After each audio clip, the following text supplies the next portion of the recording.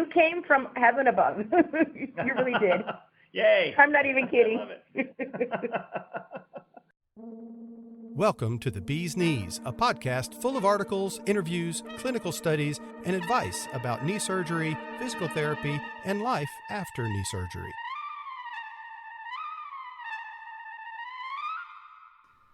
Hi, this is PJ from the Bee's Knees podcast. Well, good for you. You found a great interview, a very useful interview with Maria from Florida. Maria is wonderful. She's bubbly. She's tackling life. She's on top of things. She's organized.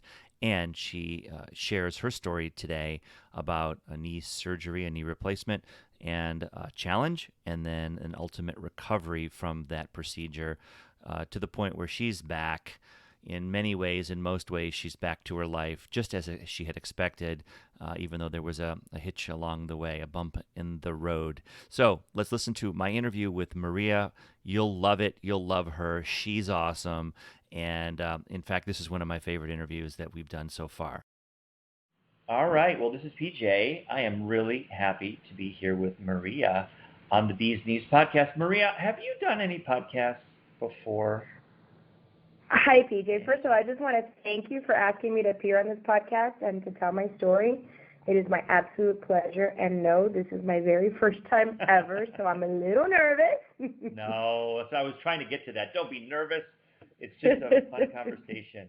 So I was born in Cuba, in Havana to be exact, but I left when I was a year old. Lived in Europe and in the Caribbean, and then moved to Miami at the age of 5, where I grew up. I'm fully fluent in Spanish. I've lived here all my life, and I went to college here. I went to Florida International University. I studied psychology and political science. Then I became a paralegal, married an attorney, and got divorced about 4 years ago. But I was always an active and athletic kid, adolescent, teen, young adult. And although it wasn't my major in college, I was on the modern dance team in college.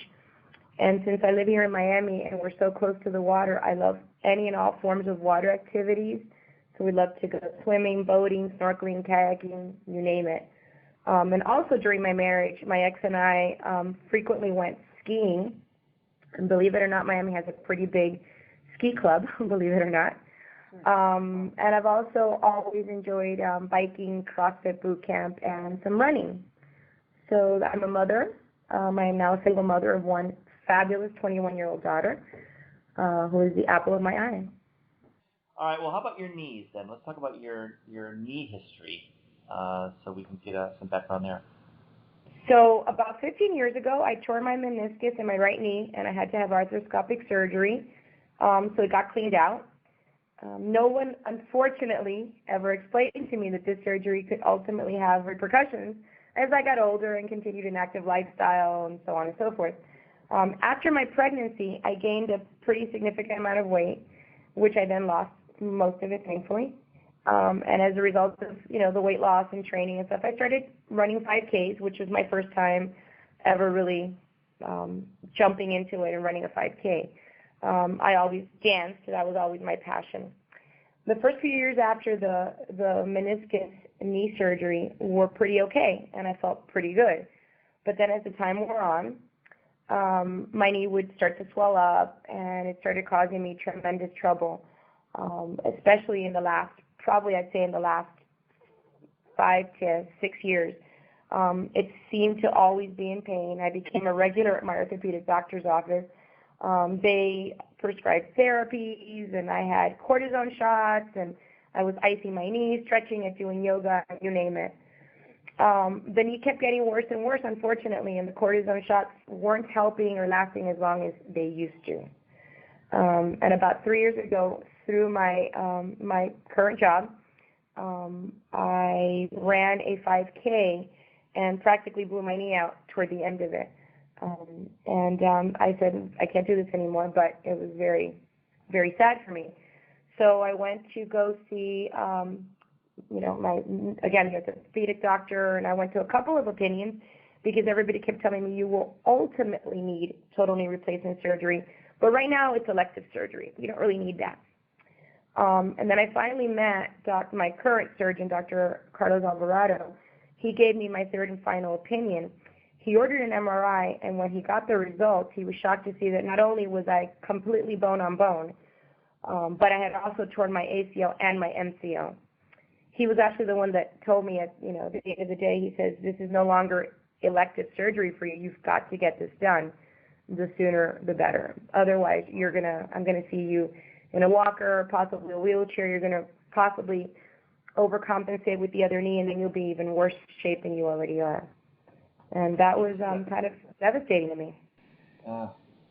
This is a 15-year journey, really, from when you first tore that meniscus all the way to the point where it became, again, not elective but necessary. Correct. What was the original tear? How did you do that? I think it was just from just being overactive and always doing it. I'm sure I probably did some CrossFit or boot camp or something and landed wrong on my knee. Meniscus tears are not as uncommon as I would have thought after I did some research and stuff. And I have many friends that have torn their meniscus either skiing or playing soccer or just doing some sort of active sport and dancing. I mean, I never really stopped. So God only knows what I did. Interesting.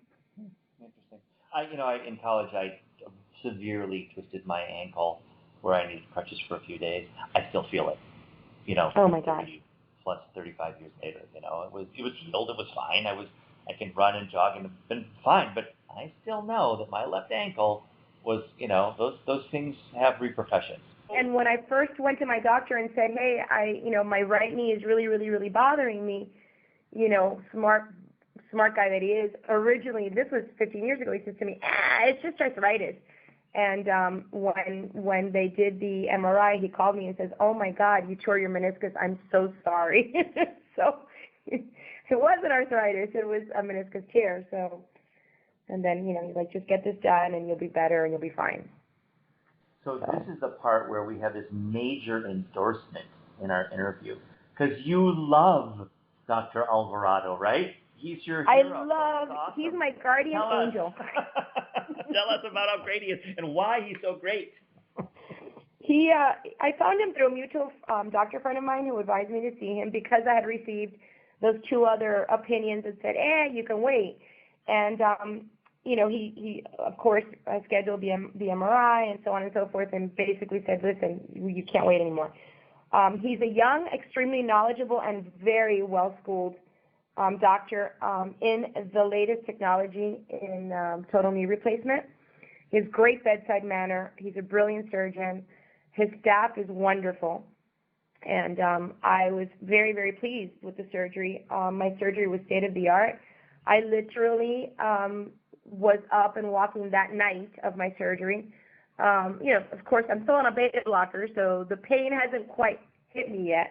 But I'm swollen, and I've got a lot of, fluid and a very, very big knee at this point. The very next morning, he actually came in to see me, and he was joking with me because he said, because I had been so active, I guess, through so many years and so forth, he said that he joked with me that I broke his blade, the blade of his saw during the surgery. At that point, you don't really want to hear saws on your knee bones, but yeah, but it was kind of a comical thing. He says, I don't mean to be sexist, but usually I'll see that in a man, not in a woman. So I said, great. So I don't have any issues with, bone density or anything. He says, no, you're pretty okay. But he's got, again, great bedside manner. He's really funny. He's a great doctor. And because he's young, he's really in tune with what, everybody's doing nowadays, and wants to make sure we get back up and walking again, get us active again. So I'm looking at the devilishly handsome Dr. Alvarado right now on the internet, and he's handsome too. Yes. Yes, everyone out there gets in. And he's married, very married, but that's okay. I know. That would have been good for business if you were a single handsome doctor in Miami. I would have already been there. Don't worry. Not gonna lie. I love it. Baptist Health South Florida, Baptist Health Medical Group. Okay. Yes. Dr. Alvarado, great. Well, that's cool. Well, now, so you ended up using our X10 machine also. How did you end up there? Tell us that story. I was physically in need of the surgery. However, I was not mentally prepared for what I was about to endure. Nobody really mentally prepares you for it, and unless they've actually been through it, they really can't tell you the reality of what you're going to experience. I mean, therapists will tell you, oh, you got to do this, you got to do that, and the doctors will tell you, but unless you really have physically been there, it's very difficult to even imagine. So this, for me, was very life-changing. I've had surgeries in the past, and I've always been able to just bounce right back. This was a very different experience. The good thing is that, and the one thing that kept me going is that every body and everyone heals and recovers differently. So maybe, somebody did it at 2 weeks and it took somebody else 4 months to do it. You have to keep that in mind. With that said, they want you at the very beginning, within your first 4 to 6 weeks, they want you to get to your 90-degree flexion. I got to it very painfully, and I sweated every minute of my therapy. My extension wasn't much better because I was at -8 to -11, and they wanted me at 0. I was going to therapy 3 times a week, an hour each therapy, and I took 5 weeks off from work. So for the 5 weeks, I took advantage of my therapy as much as possible, and I really did the work. So I hit the 90-degree mark within like the 3rd, 4th week or so, and then I got to about 113, and I seemed to linger there a lot longer than my therapist wanted me to. The protocol is they want patients at 120 degrees flexion and 0 extension between 6 and 8 weeks. Otherwise, then they get into this dreaded manipulation under anesthesia, MUA is what they call it, and that would be the next step that they kind of start telling you, listen, if you're not at 120 degrees by 6 to 8 weeks, this is what's going to happen. The word freaked me out. So of course I had to do my therapy. And although my therapist wasn't telling me I had to do it, she was kind of letting me know, listen, if you don't get there, this is what's going to happen. And the reason they do that is because your scar tissue starts to get harder and harder, and it makes it much more difficult for you to be able to reach your end ranges. I was very tight. It was hard for me to walk. I was in a lot of pain. And for those who don't know what an MUA is basically they put you under anesthesia and they crack your knee to the 120 degrees. And when you wake up from your anesthesia, you are, with the exception of having a knee scar, which you don't have, you're basically starting over almost from ground zero again with the pain, the swelling, the therapies. You're basically starting over. And that freaked me out because I had come so far and I had been in so much pain that I couldn't even fathom having to start over again. Not when I've already come, 6 to 8 weeks later. I'm like, I can't do this.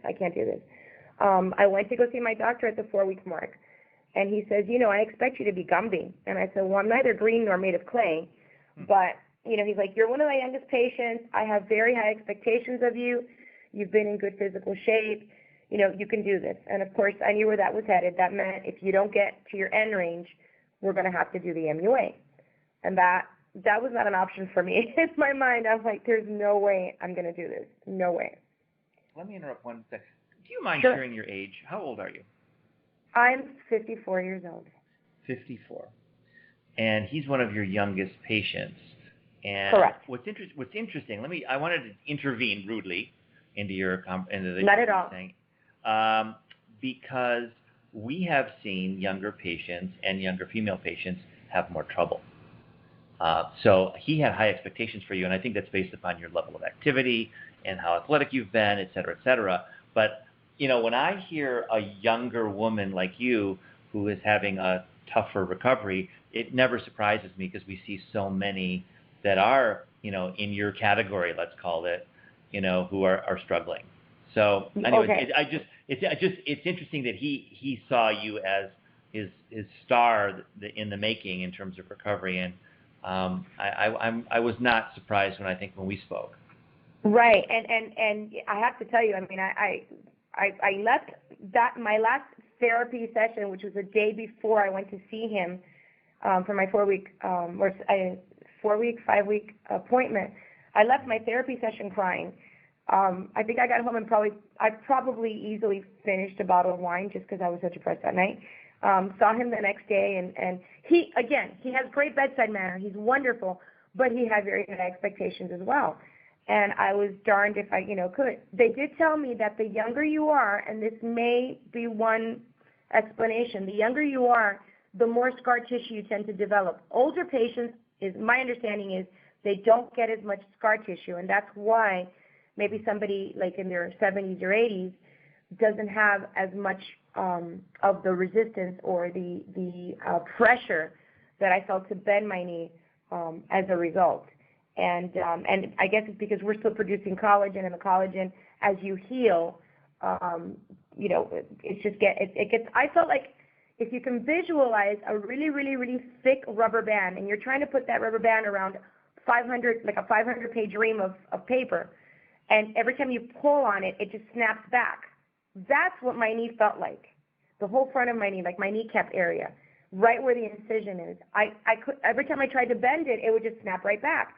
It was so painful, and I had so much pressure, and I was, I'm not gonna lie, I was depressed, and I am not a depressive person. I am one of the most upbeat people you'll ever meet, but I was in a really, really bad headspace. So I knew I had to do something.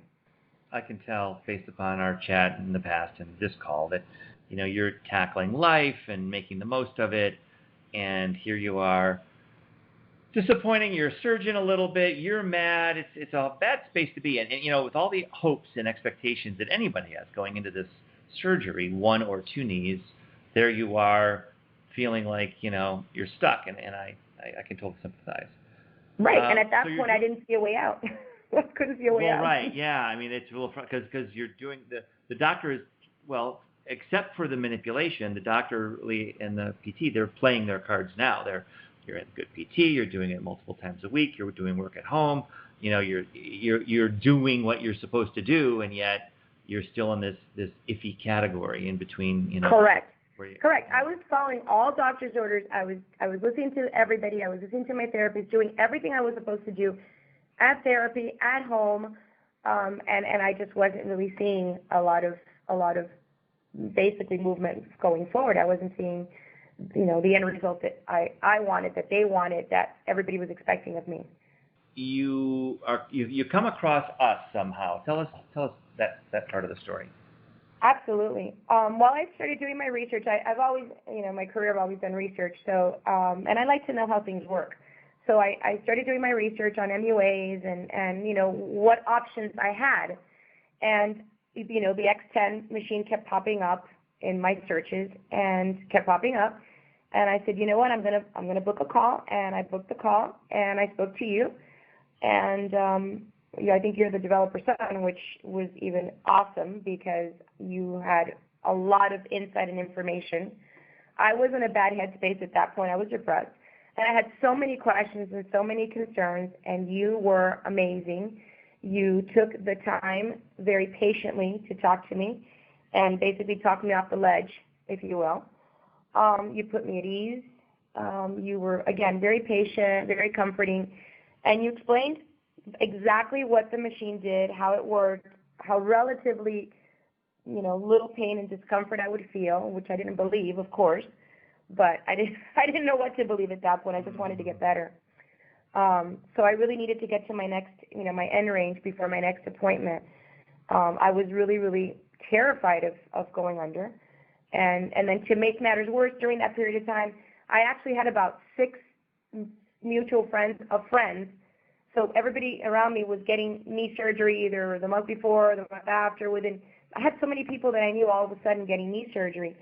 And 2 of them ended having to get manipulations, which, of course, is like, wait a minute. I read that the odds are, out of 100 patients, 3 get it. And here I know 3 or 2 people that are getting it and 10 people that just had the surgery. So I was really, again, in a bad headspace because my odds were getting, narrower.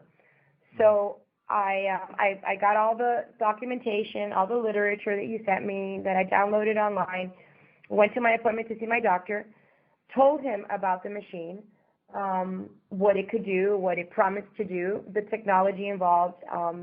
The consent form that you sent me was so well laid out when he read it that he's like, wow, this sounds amazing. He hadn't really heard about your machine, but of course he wants to hear all about it, and I have my appointment with him, as a matter of fact, next week since that last appointment. So he hasn't seen me probably in about 4 weeks. So I'm very excited. And he gave me his blessing, and he signed the medical consent. However, he had one caveat, and the caveat was that I continue doing my traditional therapy and supplement it with the machine. So I said, deal. And that's exactly what I did. That's great. That's great. And, when we talk about the X10 and should I continue my regular PT, oftentimes the answer is yes, as long as they're not, overly pushing, being too aggressive. Tell us more. How did it work when you were doing the traditional PT and the X10? How did that all work out? So I continued doing, at that point I had gone back to work. I took my 5 weeks off and I went back to work.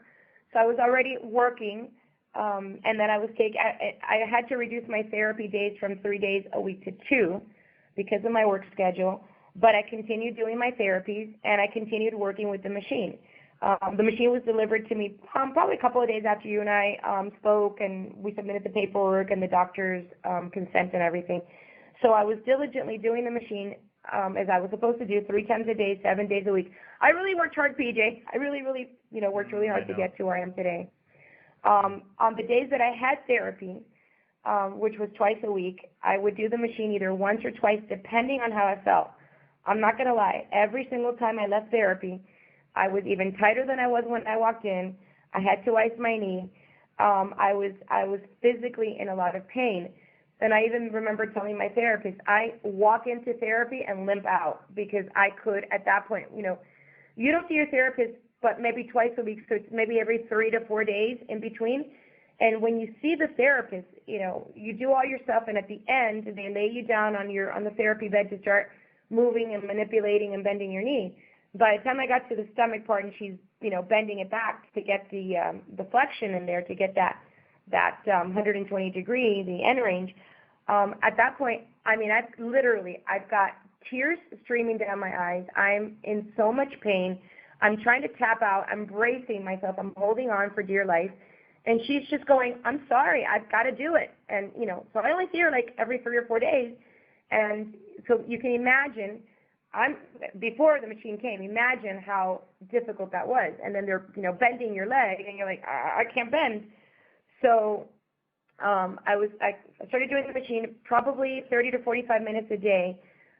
Earlier in the morning, I would have a little bit more time. I'd just wake up a little bit earlier, or right before bed. I go to bed a little bit later. And I kept pushing myself. So the machine is actually super easy to use, in my opinion.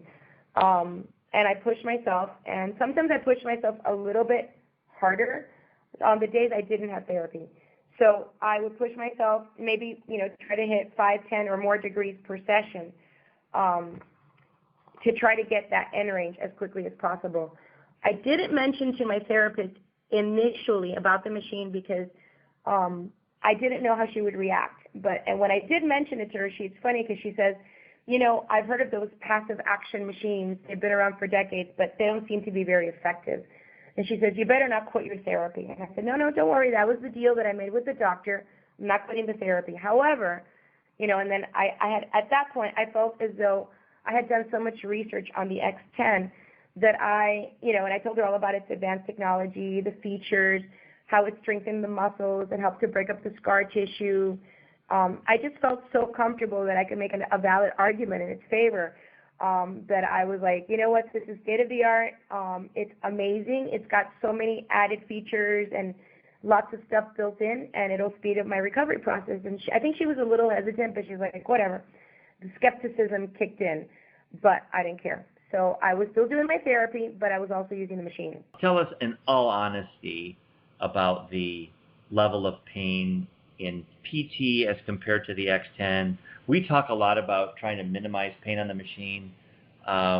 Were you successful in limiting the pain on the X10, or did it turn out to be super painful also? No. I'm glad that you asked that. one of the best features for me, one of the best features that the machine has is that, and it has amazing features, don't get me wrong, because it does so much. But for me, one of the best things was that when you get to within your 10-degree range that you've preset, your end range, whether it's going up or down, it will slow down to give you that final push. When it slows down and you feel it, even if you're not looking, there were times I was reading or I was talking to somebody, the minute that it slowed down, I could feel it. And then I could brace myself. I literally would hold on to the sides of the chair and just brace myself. And there were days at the beginning, it was more painful, but as I used the machine, I went on more and more. It was just like, hey, this is pretty cool. I could do this, which is the main reason why I kept pushing myself, because I said, well, I'm really not experiencing this horrific pain that I feel with the therapy, so let me push myself a little bit more. And there were, times that I felt a little bit more discomfort. Never, ever, ever to the degree where I do in therapy, ever. So with that said, the machine, it also senses how much pressure it needs to get you to the next range, whether you've preset it or it wants to get you to that point. Because you can, in the middle of your sessions, you can say, you know what, I hit 113 degrees, I want to go to 120, or I want to go to 125, and you can keep pushing yourself. It senses the amount of pressure that it needs to get you there.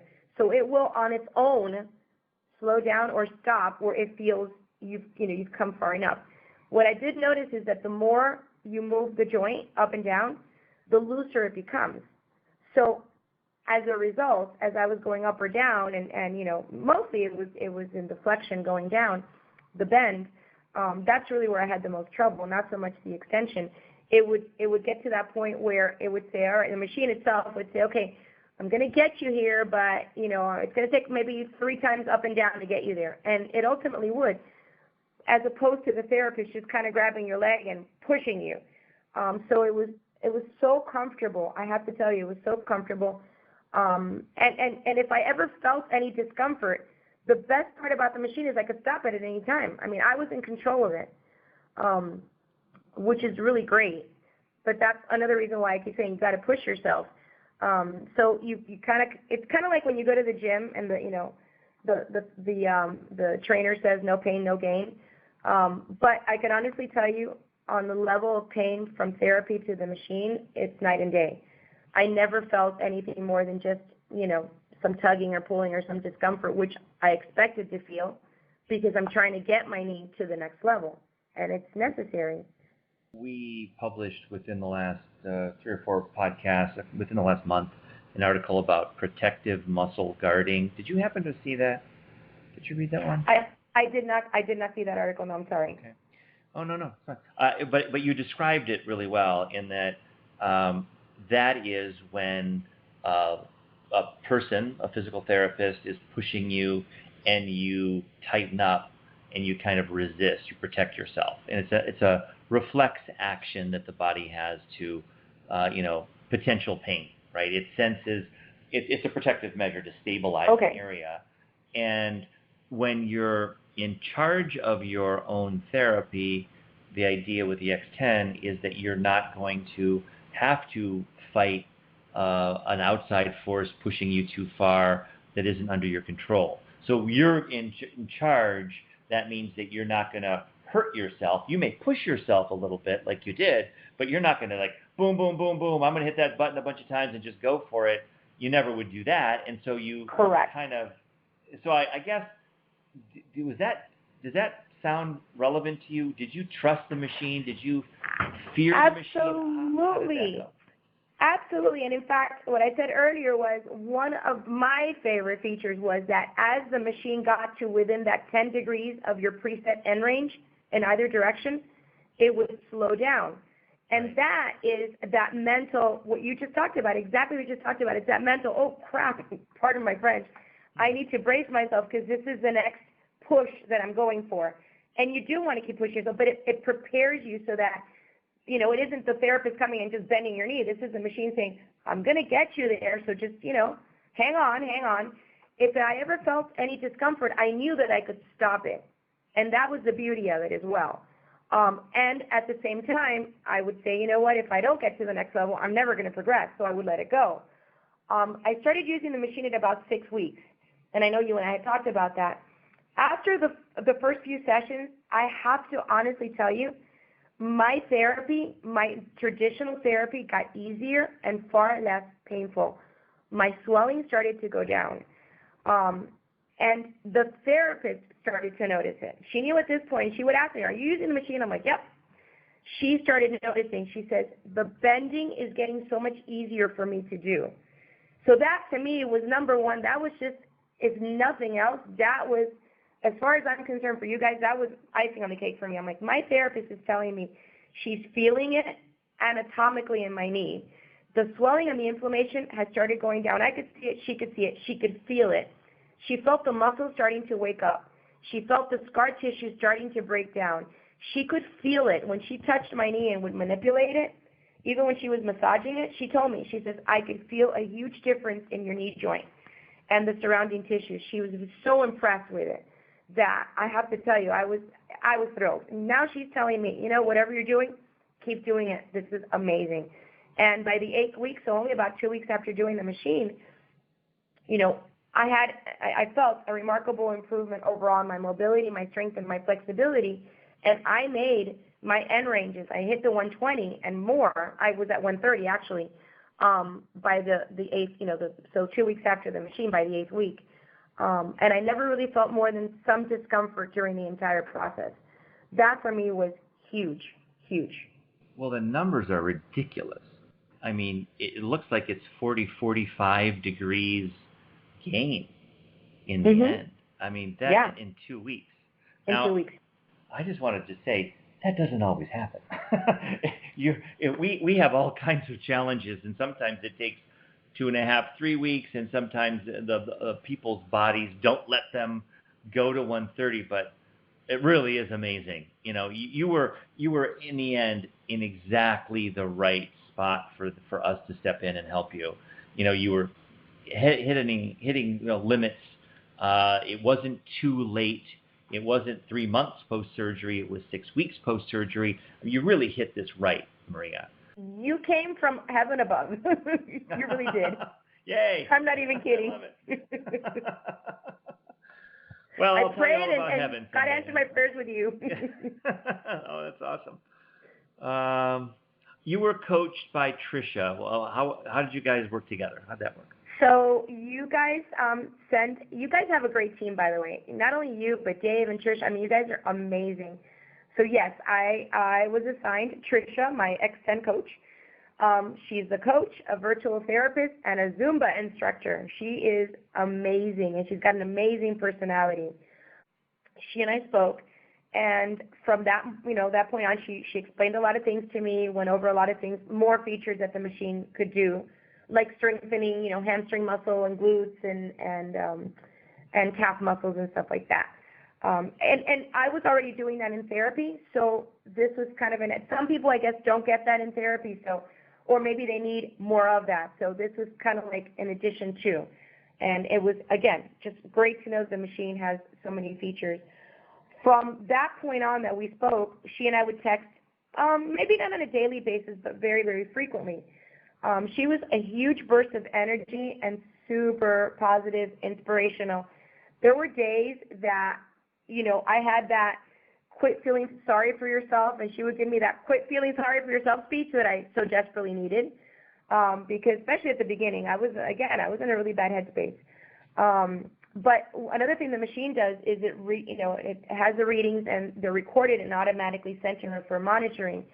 And I can't tell you how many times I would be at dinner with a friend or hanging out with my daughter watching TV, and I'd get this spontaneous text out of the blue cheering me on with these emojis, you got this, you go girl, and I'm like, what is that? And it's Tricia sending me these really fun, inspirational, amazing texts to let me know that, hey, you're doing a good job, keep it up. And you really need that at that point, especially when, nobody else is giving it to you.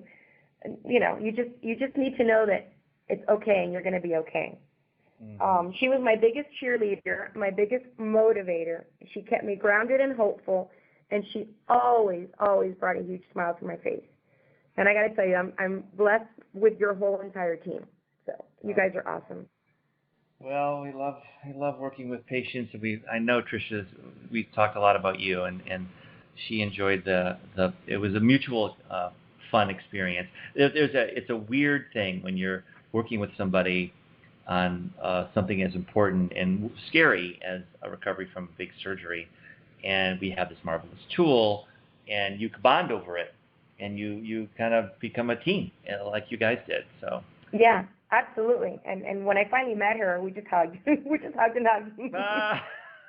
That's so cool. All right. So where are we now in this recovery? It's been how many weeks, and how are you doing? My surgery was on April the 3rd, and last Wednesday was my 12-week post-surgery time frame. I have to tell you, I am beyond thrilled. About 2 weeks ago, I was officially discharged from therapy. So my physical therapist broke up with me. That's what I keep telling her. I go, you broke up with me. She says that I was off the charts and I had exceeded all the milestones that were set for, a total knee replacement surgery patient. So I did a total of 26 therapies in about 11 weeks. She was beyond thrilled. She's like, you don't need me anymore. I'm walking without a limp. I'm dancing again. I take public transportation to get to and from work. So I take the Metro here in Miami. And as a result, I walk anywhere from 3 to 4 miles a day just commuting to work. I also have to go up and down escalators every day. There are many times the escalators are broken, so I end up having to walk up and down the stairs. And as careful as I am, and I go very slow and very carefully, I can do it. I can do it. The therapist started transitioning me at about 8 weeks to doing gym work, to getting me ready with gym equipment to go back to the gym. And by the end, so a couple weeks ago, she had me doing the leg extensions and leg presses in my surgical leg at 60 pounds. I was doing leg curls at 45, doing about 20 minutes on the stationary bicycle with the seat has been reduced like 5 levels now with a high resistance. And I'm using the elliptical machine, and I'm doing wall squats with a medicine ball on my heels and the balls of my feet. So I'm doing squats again. I didn't think I'd do squats for at least a year. I also got cleared to do aquatic exercises. So, I'm not going to say I have bad days anymore. I have more challenging days, but they're all really good days now. And my pain level is, I'd say 2 to 3 on a bad day, where it was 9 to 10 before. And I just feel my knee just feels looser. I still have trouble bending at 130 degrees on its own, passive motion. I do have to kind of pull and stuff like that, but it's only been 3 months, so I know I still have a long way to go. You do, to the point, because there's a moment where you're like, which knee was it? Was it the right? My right knee. I know, but I mean, you may. I'm sorry. Yes. Right? Get to that place where I know I have. Did I have a knee replacement? It's not quite that silly, but I'm not there yet. But I did hear. I have heard that. I have heard that. Yeah. I have heard that will happen. I'm looking forward to that. Yeah, right. And that's not 3 months post surgery. But no. But you are. If there's a picture, well, the perfect recovery involves you just boom doing it without any. Maybe the X10 was the first 2 weeks, and you were. But you are a picture of a highly successful recovery. Even if you had a little bump along the way, and we helped you, we intervened with a little 2-week intervention with the X10, but wow, I mean, it's amazing, the report. I didn't actually know how well you are doing with all the strength work and the bike. I mean, you're really hitting it. And you know what? I mean, I was actually before the surgery, I was doing leg presses 125, 130 pounds. I went from that to I couldn't even get up and walk on my own without wobbling. 2 days after surgery, I thought, why do you think I was such a pro? Well, I mean, for the next 50 years or whatever it is, I mean, you're gonna have, hopefully you don't need the other one done. I expect you won't. No, thank God. We're keeping that one. We're keeping that one. Yeah, no, that one's in good shape. We're gonna keep that one safe. This was the moment. This is that moment at a young age to get this thing done so that you don't have mobility issues, and you can live your life. We talk so much with so many people about getting back to full strength, getting back to your life, and you're right there. Wow. That's exactly what the doctor said. He says, get this done now, and you will outlive. I got a striker implant. He says, you're going to outlive this implant. Yeah. Because, the life expectancy of the implant is, 30 to 35 years. He goes, you won't need to do this again till you're like in your mid-80s or 90s. I'm like, at that point, I'm not doing this again. Well, and the other thing I'm done. is how, you were, when you had the baby, you gained weight, you lost the weight. You're so active. You're so on top of things. You've got an active commute. I mean, you're going to keep that weight. If you have any extra, you'll lose the rest. I mean, if you can just maintain a slender you, you're not going to put undue pressure onto that joint. And yeah, you're going to dance and you're going to ski again. You're going to have fun. But weight is the big thing that just presses on these joints. That height, it sort of speeds up the need for a revision. Another joint, yes. You're not going to need that. I just have a sense that you've got this figured out. Thank you. This has been amazing. This has been really fun. This is a lot of fun. It's a great journey. You've taken us on this trip with you, even though it probably seems like a year. It's really only 3 months, right? I know. I keep thinking, wow. It's like you just said a minute ago. You wake up and say, wait, what? I had knee surgery. And I'm not there yet, but there are moments that I get up and I'm like, oh, wow, look, I can walk really. I'm telling you, I'm walking without any type of limping. I'll tell you what, when I remember I had knee surgery, when I've been sitting down and I really can't sit for more than about an hour at a time without having to just kind of get up and stretch a little bit, which is normal. That's when I remember I had the knee surgery, because I'll get up and people will be like, you're limping. I'm like, yeah. I just need to get my myself straightened out again, and then okay, I'm good now. So really, that's when I really, really, really feel it, when I've been sitting, and I sit at a desk most of the day. So I get up frequently. I get up, I walk around, I'll go get some water, take a walk around, the office, just to move the joint. So that's really when I feel it, honestly. We started our call thinking about the listener and they're fearful, they're worried, maybe they're having trouble now, maybe they've already had a surgery. What else? Do you have anything else to tell those people that may be considering having a knee done? Well, if it's mandatory, you don't have a choice. If you're at the point where it's so excruciatingly uncomfortable for you, I recommend getting it done. And I'm going to be honest with you, it is a journey. I don't care how old or what physical ability you have, prior to the surgery. It's as much physical as it is mental, and you have to mentally prepare yourself for some temporary setbacks. But isn't that what life is all about? The challenges that we face? You've got to remember you have a new joint in place of where you had your knee joint. Your muscles are going to be cut during surgery. You're going to have very little strength once you get out and once you get up and around again, and you'll have to relearn to walk and wake up the quads, the glutes, the hamstrings. However, you're doing the surgery for the hopes of having a normal life again going forward, and you will. But if I have some advice, and this is what I'm going to tell people having had it versus people who, therapists will tell you you're going to do this, but they haven't had it, so they really don't know. My number one advice is listen to your surgeon and listen to your therapist and listen to the professionals. Follow their advice to the letter. My second, very important, is do the work. Do your therapies, and no matter how painful or how hard it is. Okay? Do not lie in a bed all day unless it's medically advised to do so. Don't sit on the sofa or sit on an easy chair with your leg propped up. You've got to get up and walk. Walking is very important. You've got to get those muscles back up there. If you don't, you can atrophy, you can get blood clots, infections, so many complications. You've got to get active. In order to get your mobility back, you have to get active. And if you can get the machine, the X10 machine, I highly, highly, highly, highly recommend it. For me, it was the best supplement to my therapy.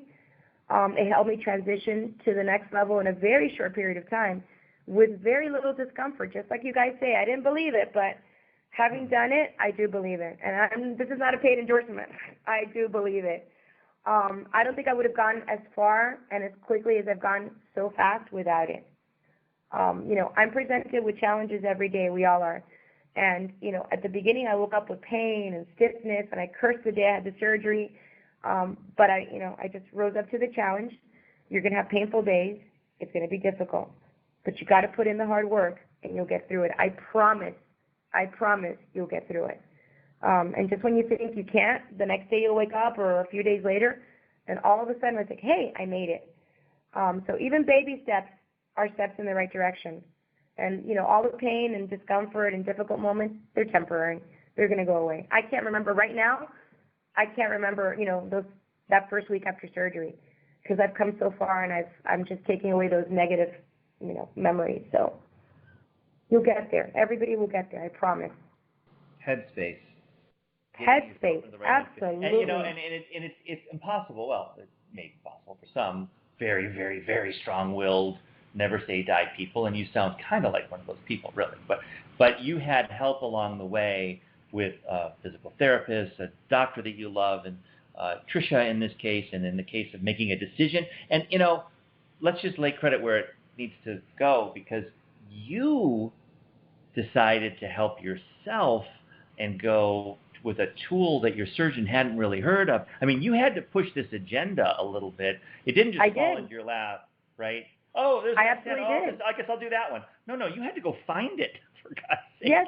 And then share it with your doctor and convince him. Like, you did all that.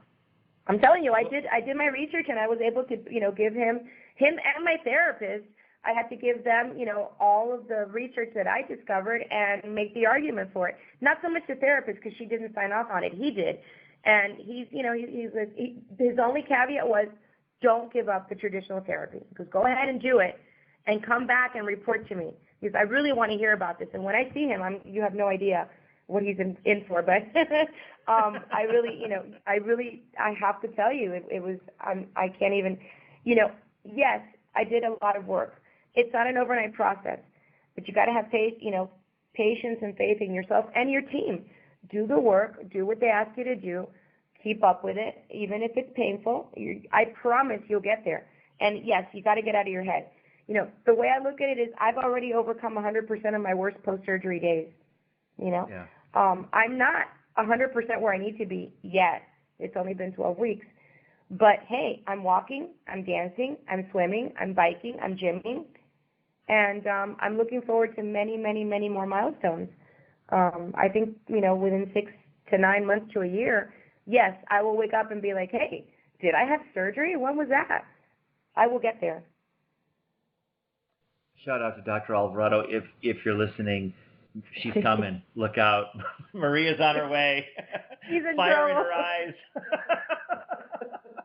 I got that fire in my eyes. No, I'm telling you, it was, if I could say, listen, this is not I've had a few surgeries in my lifetime. This is not the funnest. This is actually the worst. And the fact that I couldn't just get up and go like I've done in the past, this was hard for me. This is one of my favorite interviews I've ever done. Honest to Oh, God. thank you. Seriously. Wow. You covered it. You did. I mean, it's thank you for the time and the energy and putting so much thought into your answers. Honestly, we have done, you're going to go back to work, I'm going to go back to work, but guess what? We have just helped a whole bunch of people. Whether they end up on the X10 or not, we don't know that, right? But we right. know that you're giving them hope and the knowledge and the fact that when you're down, don't get depressed and seek help. And they may seek help with our machine. They may seek help in other ways. Who knows where that would go? But you've given them, not just a, hey, yeah, it was great 3 weeks and I was playing tennis. You gave them a, yeah, I thought I was doing well, had a problem, had to pull myself up, find solutions, solve the problem. Here I am 3 months later feeling great. That's a journey that I think a lot of people will benefit from. So thank you, Maria. No, thank you. And really I, awesome. honest to God, that's exactly how I feel. I'll tell you the good, the bad, and the ugly. I'm very honest. I really 100% am. And if I can help even one person along this journey, then I feel like I'm so rewarded, like my job is done. Because, again, everybody says, yeah, the surgeon pre-surgery said, I'll have you dancing in 6 to 8 weeks. And I'm like, yeah, right, whatever. So I was looking forward to that. So, at 4 to 6 weeks, I'm like, there's no dancing going on here. I don't feel like I'm dancing. I can barely move. What are you talking about? I'm dancing. You lied to me, But, it was a journey. It was definitely a journey. To learn more, visit x10therapy.com, 1-855-910-5633. Just a reminder, it's a huge help if you subscribe to, rate, and review our podcast. It helps people find us. X10, back to full strength.